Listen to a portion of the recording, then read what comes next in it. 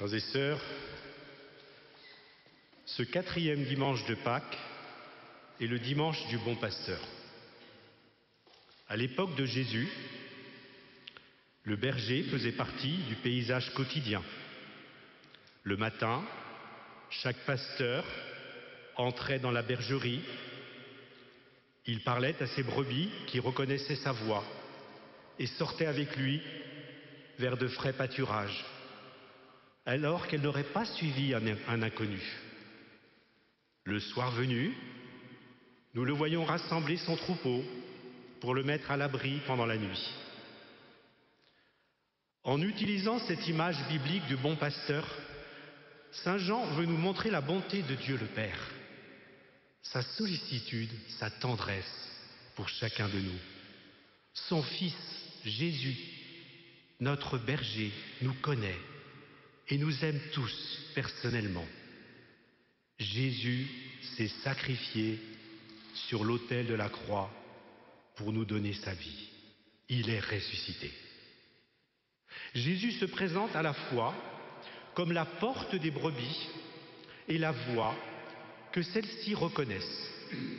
Il est le bon pasteur qui aime ses brebis et donne sa vie pour elles. Les brebis connaissent sa voix et le suivent. Notre Seigneur est la porte par laquelle il nous faut entrer pour être sauvés.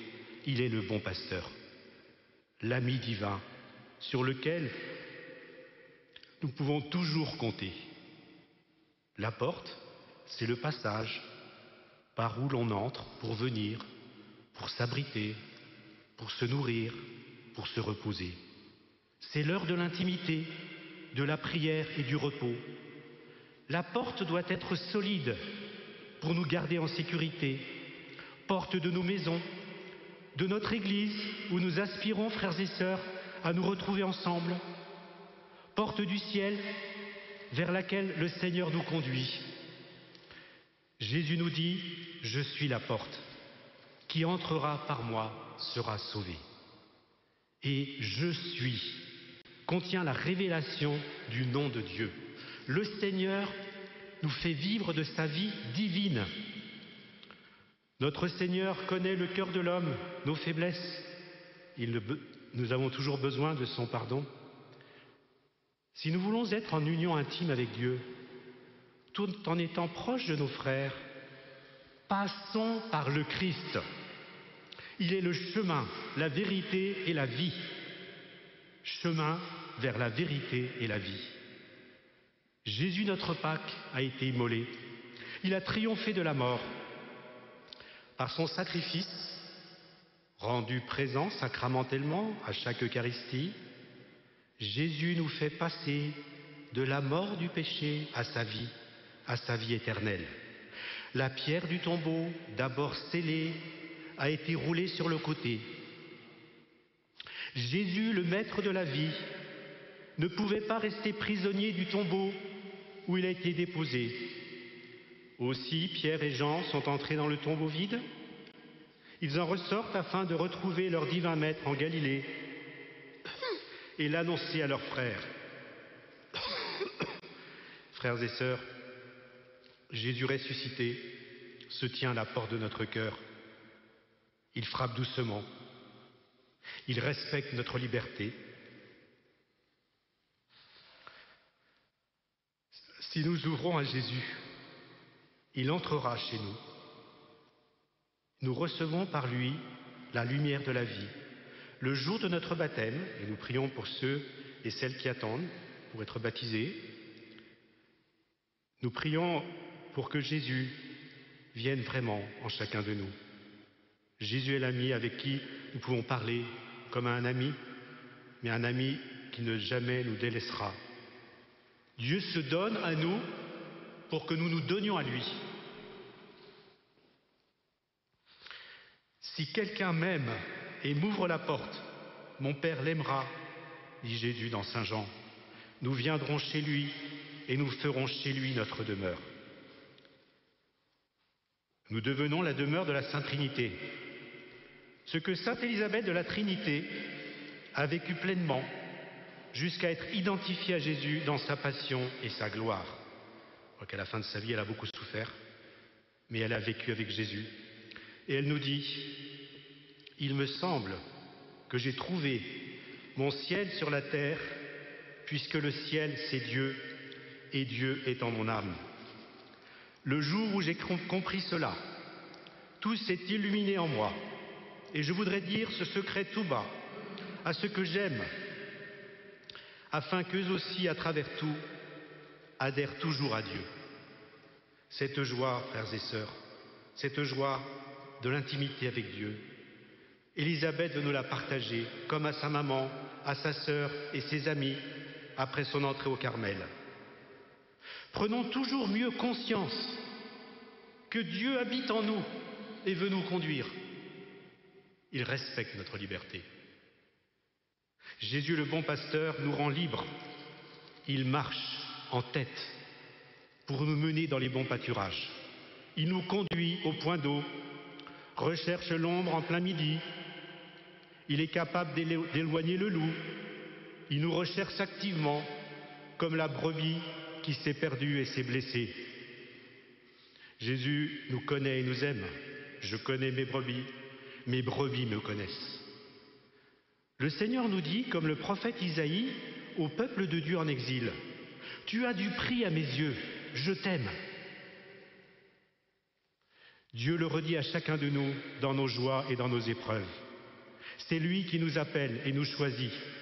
Simon-Pierre, au bord du lac de Galilée, après la résurrection, répond à Jésus, « Je t'aime, Seigneur, tu le sais. » Marie-Madeleine le reconnaît au son de sa voix, « Rabouni, Maître !» Entre le Seigneur et chacun de nous s'établit une relation unique, personnelle, aimante, amoureuse. Que cette épreuve d'aujourd'hui, frères et sœurs, ne nous mène pas au découragement. Bien au contraire, que cette épreuve fasse grandir en nous une grande réponse d'amour. En ce temps pascal, nous sommes invités à cette intimité avec Jésus. Jésus veut nous relever dans le sacrement de réconciliation. Frères et sœurs, le temps pascal, c'est aussi le temps du pardon. Vous êtes invités, nous sommes invités, chacun de nous, à recevoir ce sacrement. Vous pouvez le recevoir, vous pouvez nous le demander. Nous sommes plusieurs prêtres dans la communauté et chacun de nous en est prêt à vous donner le pardon. La voix de Jésus nous appelle au fond de notre cœur. Cette voix discrète se mêle à notre silence intérieur. Ce qui m'a fait dire il n'y a pas longtemps, soufflant un peu d'humour, le silence est d'or. Notre silence intérieur est important, frères et sœurs. Bien sûr, il faut parler aussi. Si dans une communauté tout le monde se taisait, ça serait un peu embêtant. Moi, je suis plutôt un taiseux, d'autres sont un peu plus causeux, mais le fait, c'est qu'il faut aussi le silence. Le silence est un silence plein de Dieu. Jésus attend notre réponse. Jésus nous fait confiance dans nos responsabilités d'animateurs, d'animatrices du Patro, de bénévoles au Centre Clément Mionnet, dans notre communauté, dans nos familles. Certains ont été appelés au mariage, d'autres au célibat. Mais n'oublions pas nos frères et sœurs mariés. Cette vie avec Jésus fortifie l'amour des époux, les aide à assumer leurs devoirs l'un envers l'autre et à l'égard de leurs enfants. Que cette privation de nos assemblées dominicales attise notre faim et notre soif d'aimer Dieu et nos frères. Que loin de nous diviser, parce que quand on est proche, voilà, parfois il y a des froissements, que loin de nous diviser, la proximité de nos frères et de nos sœurs nous aide à agrandir dans l'unité par un devoir d'humilité et de pardon à l'égard de nos frères et sœurs qui ont pu nous blesser. Je termine, frères et sœurs, avec le pape François. Le pape François qui nous invite à prier le chapelet, même le rosaire, en ce mois de mai. C'est pas moi qui parle, c'est le pape François.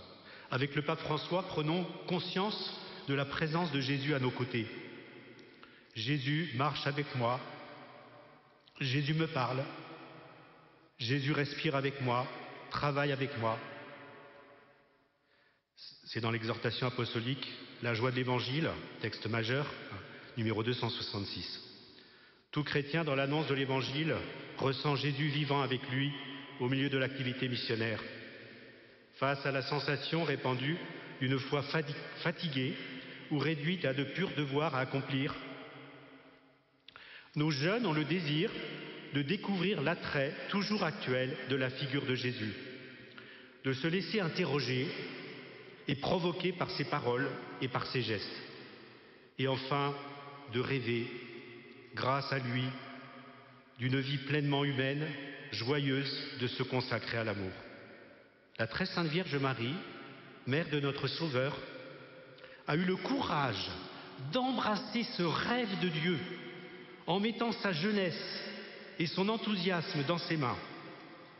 Que son intercession nous obtienne la même ouverture de cœur, la diligence à professer notre « me voici » à l'appel du Seigneur et la joie de nous mettre en route comme elle pour l'annoncer au monde entier. Frères et sœurs, adressons-nous à Jésus, souvent dans notre cœur. Seigneur Jésus, Fils du Père éternel, Fils de Marie et de Joseph, me voici pour faire ta sainte volonté.